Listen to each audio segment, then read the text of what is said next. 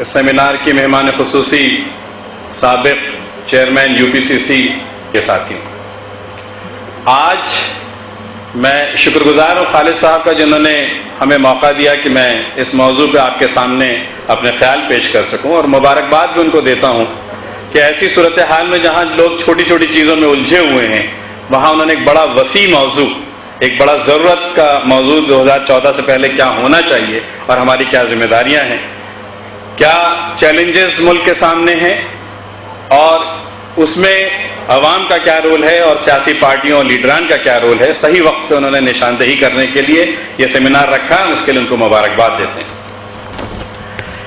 اگر ہندوستان کو دیکھیں اور اس کے وقت کے آزاد کیے ہوئے تمام ممالک کو دیکھ لیں تو ترقی کے جتنے بھی پیرامیٹرز ہیں، چاہے وہ سائنس ہو، تعلیم ہو، جمہوریت یا سیاست ہو، جتنے بھی پیرامیٹر، یا وہاں کے عوام کی خوشحالی، سندیپ پانڈے صاحب کا اپنا الگ تجربہ ہے، ہم وہ بہت ڈیٹیل میں گئے، لیکن ہم براڈ آپ کے سامنے رکھنا چاہیں نا، اگر آپ وہ دیکھیے تو ہمارے ملک نے کہیں زیادہ اوروں سے زیادہ ترقی کری۔ جمہوریت جو اس وقت کا عوام کے لیے سب سے اچھا ماڈل ہے حکومت کا، اس میں 66 سال سے جو کنسسٹنسی بنی ہوئی ہے وہ اپنے آپ میں ایک بہت بڑا اچیومنٹ ہے۔ پڑوسی ممالک کو دیکھیے اور ہم کو دیکھیے تو بہت زیادہ فرق ہم کو محسوس ہوتا ہے، لیکن مسئلہ یہ آتا ہے کہ ہم ہندوستان اتنے سے ہمارا معاملہ بننے کو تیار اس لیے نہیں ہے کہ ہم اوروں سے کافی آگے نکل چکے ہیں اور ہم میں صلاحیت ہے اور آگے بڑھنے کی۔ آج بہت سارے دنیا کے ممالک ہندوستان پہ نظر گڑائے ہوئے ہیں، کوئی تو اس لیے گڑا کر کے رکھا ہے کہ اس کے لیے سب سے بڑی یہ مارکیٹ ہے، اس شکل میں ہم کو دیکھ رہا ہے، بزنس کرنے کے لیے دیکھ رہا ہے، کوئی اس لیے نظر گڑائے بیٹھا ہوا ہے کہ یہاں کا جو ہیومن ٹیلنٹ ہے، جو برین ہے، اس کے سہارے اپنے ملک کو مضبوط بنانے کی کوشش میں لگا ہوا ہے۔ کچھ جو ترقی یافتہ ممالک ہیں وہ یوں نظر گڑائے ہوئے ہیں، انہوں نے اپنی تیسری آنکھ ہمارے اوپر بٹھا رکھی ہے کہ ان کو اندازہ ہے کہ جو ریسورسز ہمارے پاس ہیں، جو یوتھ انڈیا ہم کہلاتے ہیں، ان تمام کے باوجود ہمارے اندر صلاحیت ہے آنے والے وقت میں دنیا کو لیڈ کرنے کی۔ اس لیے ان کے ایجنڈے میں بڑا امپورٹنٹ ہے کہ اتنے آسانی سے ہندوستان کو اپنی صلاحیت پہ، اپنے مستقبل پہ جا کر کے اور پورے دنیا میں ہم لیڈ کر سکیں، اتنے آسانی سے ہم کو تو کرنے نہیں دیں گے، تو وہ اپنی ایک تیسری آنکھ ہمارے اوپر گڑائے بیٹھے ہیں۔ ایسی صورتحال میں آج کا یہ موضوع، آج کا یہ ڈسکشن اور معنی خیز ہو جاتا ہے اور امپورٹنٹ ہو جاتا ہے کہ آیا ہم یہ سمجھیں کہ اس وقت ہمارے ملک میں اندرونی اور باہری کیا چیلنجز ہے اور اس کا کیا حل ہم نکال سکتے ہیں۔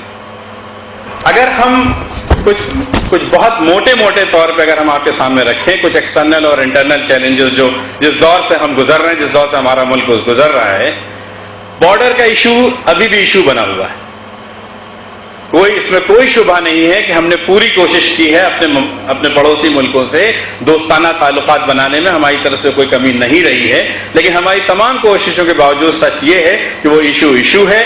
آج بھی ہمارا میجر بڑا خرچہ ڈیفنس پہ ہو رہا ہے۔ یہ ہمارا سبجیکٹ نہیں ہے، لیکن جو ماہرین ہیں ایکسٹرنل افیئرس کے، جو ماہرین ہیں ڈیفنس کے، ان کو بیٹھ کر کے اس کا کوئی نہ کوئی حل بہتر طریقے سے نکالنا ہے، کیسے ہم اس کا مسئلہ طے کر سکیں۔ دوسرا بڑا مسئلہ انٹرنل سیکیورٹی کو لے کر کے جو ہے، جس کا ذکر خالد بھائی نے کیا ہے اور جس کا ذکر ابھی سندیپ صاحب نے بھی کیا، وہ ہے نکسلائٹ موومنٹ کا۔ الگ الگ طریقے سے موومنٹ شروع ہوئی، چاہے وہ پنجاب میں بھنڈروالا کا معاملہ ہو، جموں اینڈ کشمیر میں 88 سے جو ڈسٹربنس شروع ہوا، یا بوڈو کا معاملہ ہو، اور اب تو اڑیسہ اور اس کو چھوڑ کر کے اندر بہار، آندھرا پردیش اندر تک یہ معاملہ گھس گیا ہے۔ ایک طرف تو یہ ہے کہ ہم مذمت کر سکتے ہیں، لیکن دوسری طرف یہ ہے کہ ہماری تمام کوششیں ان لوگوں کو اپنے ساتھ جوڑ کے لے کر کے چلنے کے باوجود آج اگر ان کے اندر ملک کے خلاف، اپنے ہی ملک کے خلاف اگر ایک جذبہ پیدا ہوا ہے تو ہم کو یہ سوچنے کی ضرورت ہے کہ ہم سے کہاں غلطی رہ گئی، ہم سے کہاں چوک رہ گئی، کہاں ہم نے ان کے اپنی جو ان کی ریکوائرمنٹ تھی، اپنی جو ان کی مہتواکانکشائیں تھیں، اس کو سمجھنے میں ہم سے غلطی ہوئی ہے۔ اور یہ بھی ہمیں احساس ہونا چاہیے، کیونکہ اگر یہ جو چنگاری بھڑک رہی ہے، اس کو شعلہ بنانے کا کام ہمارے دشمن ممالک کر رہے ہیں، اس لیے ہمارا معاملہ اور مشکل بن جاتا ہے، یہ چیلنج اور ہمارے لیے بڑا بن جاتا ہے کہ ہم اس چیز کو نہ کہ ہمیں سمجھنا ہے بلکہ وقت رہتے ہوئے، اس سے پہلے کہ شعلہ بنے، اس سے پہلے یہ آگ پورے ملک میں لگے، وقت رہتے ہوئے ان کے مسئلوں کو ان کے انداز میں سمجھنا ہے. ایک پیرلل طاقت ہمیں لگانی ہے جو سمجھ کر کے ان کو واپس ملک کی ترقی ملا کر کے جوڑا جا سکے. تیسرا چیلنج کہہ لیں یا اپارچونٹی کہہ لیں، یوتھ پاپولیشن. جو نوجوان پاپولیشن ہے، مانا یہ جا رہا ہے کہ 65% انڈین پاپولیشن 35 سال کے کم عمر کی ہے، اس لیے دنیا کا سب سے نوجوان ملک ہے. اور اسی وجہ سے یہ مانا جا رہا ہے کہ آگے آنے والے 10 20 30 40 سال تک یہ دنیا کی قیادت کرنے کی صلاحیت رکھتا ہے اپنے نوجوان ہونے کے ناطے. اپنے آپ میں یہ بہت بڑا ایسٹ ہے. کب؟ اگر وقت رہتے ان نوجوانوں کو ان کے تعلیم اور ان کے معاشی اعتبار سے ان کو جوڑ کر کے اگر ملک کی ترقی میں لگا دیا گیا تو اس سے بڑا کوئی ایسٹ نہیں ہو سکتا. لیکن خدا نخواستہ اگر ہم یہ کام کرنے میں اسفل رہے اور اگر ہم نے ان کو صحیح راستے نہیں دکھلا پائے اور صحیح مواقع نہیں فراہم کر پائے تو اس سے بڑا چیلنج بھی ہندوستان کو آنے والا 10-15 سال میں اس سے بڑا کوئی چیلنج نہیں ہو سکتا. جبکہ آپ کے اپنے لوگ آپ کے سسٹم پہ لائبلٹی بن جائیں اور اتنی بڑی شکل میں بن جائیں تو اس وقت ہم چاہے کر کے بھی کچھ نہیں کر پائیں گے. آج یہ موقع ابھی ہے ہمارے پاس کہ وقت رہتے ہم اس کا صحیح استعمال کریں اور اس پوری پاپولیشن کو ہم ڈیویڈنڈ بنائیں نہ کہ لائبلٹی بنائیں. اس فیلڈ میں کام بھی بہت ہو رہا ہے. آج سینٹرل گورنمنٹ جو UPA گورنمنٹ کا جو نالج کمیشن پردھان منتری نے بنا رکھا ہے اس میں الگ الگ NGOs اور کارپوریٹ کے لوگ لیے گئے ہیں. ایک بڑا پروگرام اسکل ڈیولپمنٹ کا چل رہا ہے اور 2020 تک یہ ٹارگیٹ ہے کہ 5 کروڑ لوگوں کو اسکل دے کر کے ان کو امپلائبل بنایا جا سکے اور پھر اس کو اور ہم ملٹیپلائی کرتے جائیں سو دیٹ یہ پاپولیشن ہماری ایسٹس بن سکے.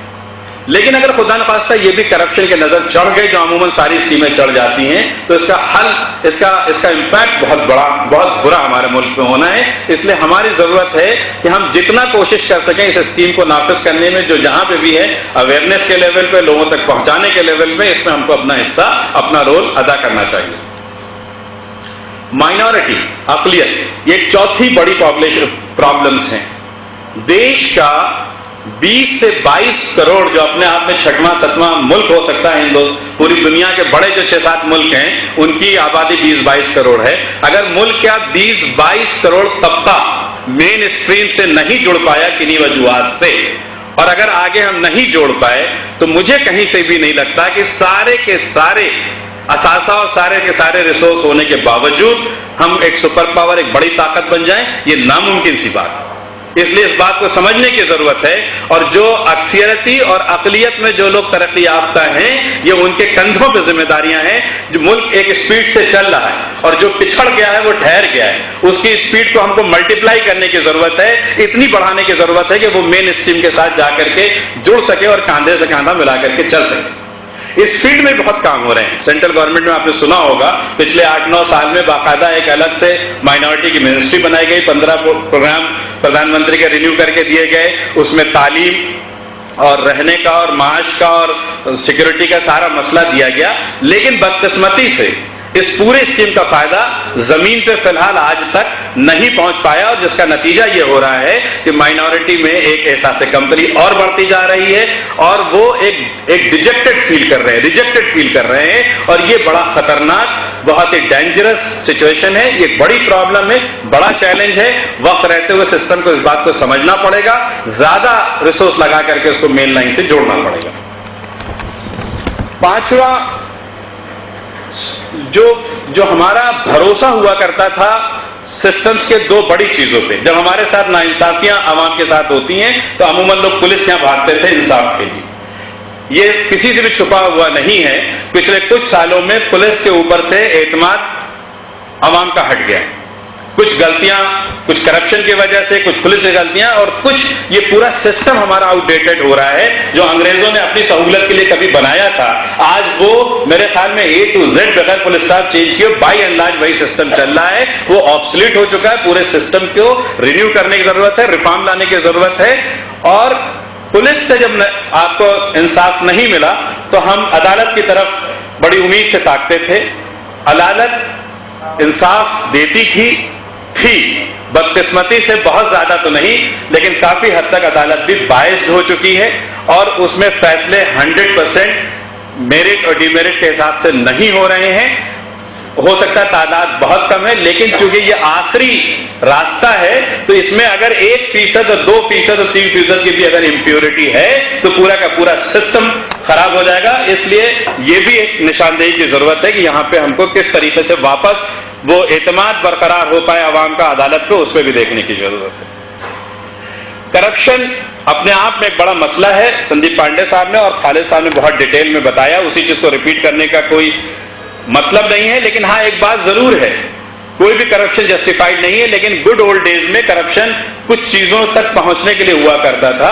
इधर पिछले 20-25 साल में करप्शन इंस्टीट्यूशनलाइज हो गया और स्कैम की शक्ल में आ गया है, और इन पैसों का फायदा न स्कैम करने वालों को न उसकी फैमिली को, स्कैम वाला या तो जेल में जाएगा या टेंशन में रहता है, न उसकी फैमिली को, न वो कहीं किसी बिजनेस में लगा सकता है, न वो उसका मजा ले सकता है। वो पूरा का पूरा पैसा प्रोसेस्ड होकर के वापस लोन की शक्ल में हिंदुस्तान को आता है। तो जितने भी स्टेक होल्डर हैं इस करप्शन में, करप्शन करने वाले से लेकर के हमारी कंट्री तक, अशोक वाजपेयी साहब आ गए हैं, उनका खालिद साहब को उनकी तरफ से मैं इस्तकबाल करता हूं।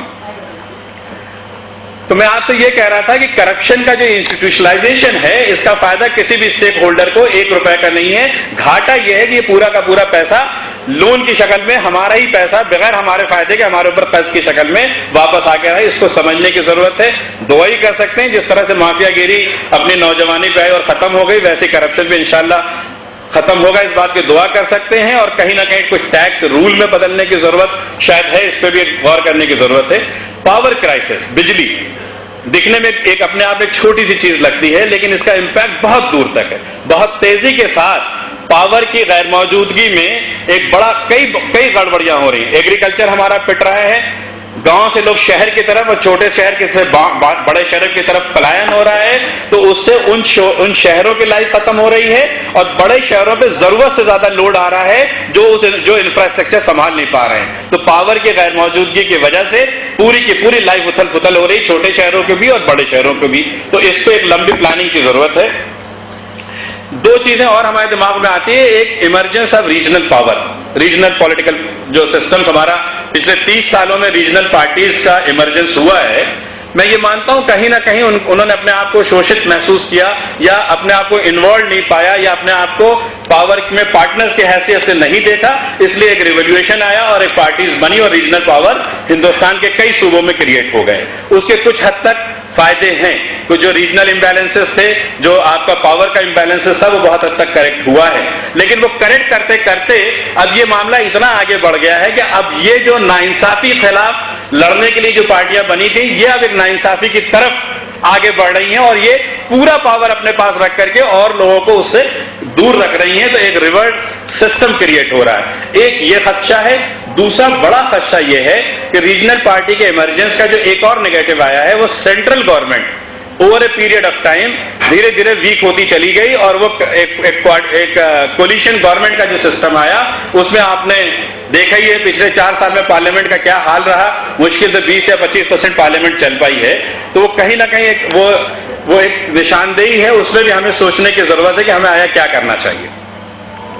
वोटिंग पैटर्न जो डेवलपमेंट ओरिएंटेड होना चाहिए, वो कास्ट बेस्ड हो गया है और रीजनल बेस हो गया। वो भी एक डेंजरस साइन हमारी डेमोक्रेसी के लिए है। और आखिरी बात, जहां इतनी सारे चैलेंजेस दिखलाई दे रहे हैं, ये मेजर हमने आपके सामने रखते हैं, वही बहुत सारी अपॉर्चुनिटीज है।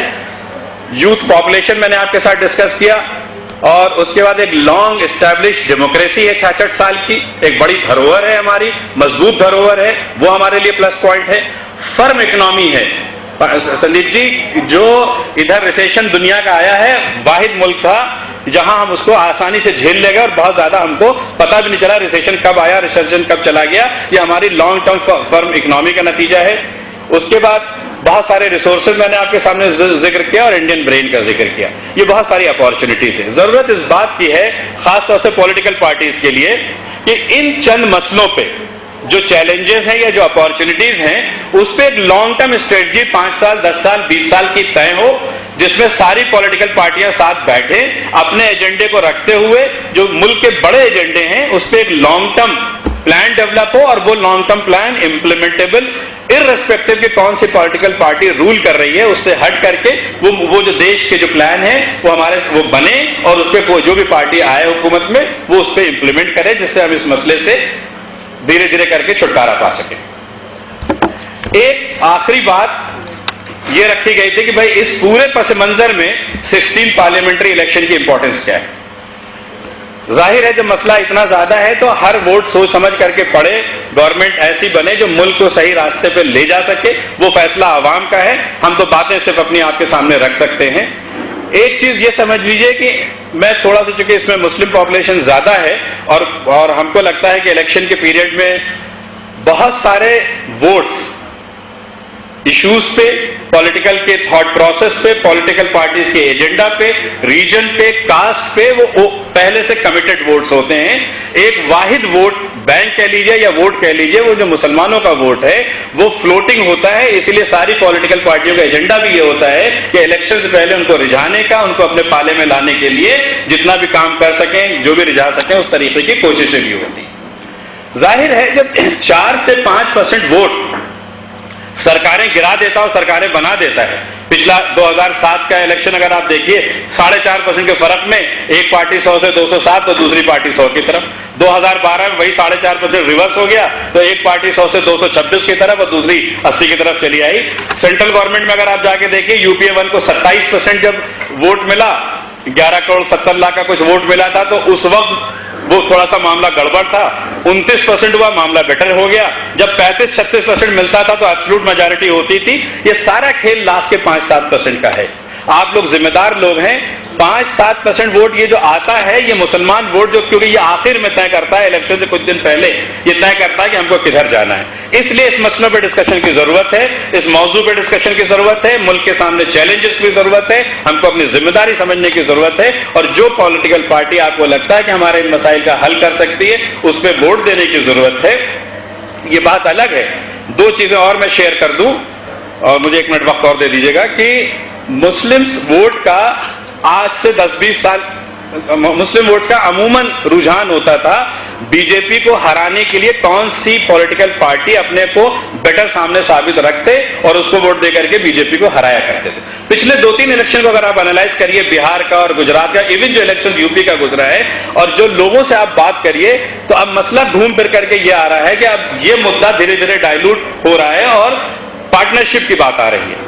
پارٹنرشپ اس لیے بات آ رہی ہے کہ آج تک اگر مسلمانوں نے 22 کروڑ لوگوں نے اپنی کوئی پارٹی نہیں بنائی، اپنا کوئی لیڈر نہیں چوز کیا، ہمیشہ اکثریت کے ساتھ رہے، اور اس لیے ان کا یہ آ رہا ہے کہ بھئی اب ہم کو پارٹنرشپ، ہم کو ہماری ریکوائرمنٹ جو پارٹی دیتی ہے، اسی لیے شاید سماجوادی پارٹی کا جو منشور تھا اس میں اتنے سارے کمٹمنٹس تھے، اس کو دیکھ کر کے پورا کا پورا سوئنگ ہوا۔ آگے بھی وہ دیکھنا چاہ رہے کہ جنہوں نے جو منشور بنا اس کس حد تک امپلیمنٹ ہوا، اگر نہیں ہو پا رہا ہے کون ہم کو بہتر دے سکتا ہے، اس کی طرف ایک نظر۔ اور یہ بات نہ تو مسلمانوں کے لیے صحیح ہے کہ ہماری کوئی الگ پارٹی بنے، الگ سیاسی جماعت بنے، نہ سیاست دانوں اور سیاسی پارٹیوں کے لیے صحیح ہے، کیونکہ ایک دفعہ اگر یہ پارٹی بن گئی، فلوٹنگ ووٹ ختم ہو گیا تو رزلٹ ڈکلیئر، الیکشن سے پہلے رزلٹ ڈکلیئر ہو جایا کرے گا، اور شاید ہم کو لگتا ہے جو گورنمنٹ ہم بنا پا رہے ہیں وہ بھی نہیں بن پائے گی، اور ایٹ دا سیم ٹائم نہ ملک کے لیے بھی یہ خطرہ ہے۔ تو ضرورت اس بات کی ہے کہ یہ کوئی الگ اسٹیبلشمنٹ نہ ہو، بڑی پارٹیاں اپنی ذمہ داری کو سمجھیں اور مسلمز کو ان کی اپنی پارٹنرشپ دیتے ہوئے اپنے ساتھ جوڑیں۔ ایک بڑے بھائی کے ہاتھ کی ضرورت مسلمانوں کو بھی ہے، پولیٹیکل پارٹیوں کو بھی ہے۔ اگر یہ ارینجمنٹ ہو سکتا ہے تو یہ ارینجمنٹ اس پولیٹیکل پارٹی کے لیے، ملک کے لیے اور مسلمانوں کے لیے، جنرل عوام کے لیے بہت بہتر ہوگا۔ میں اپنی بات یہی ختم کرتا ہوں۔ آخر الدعوانا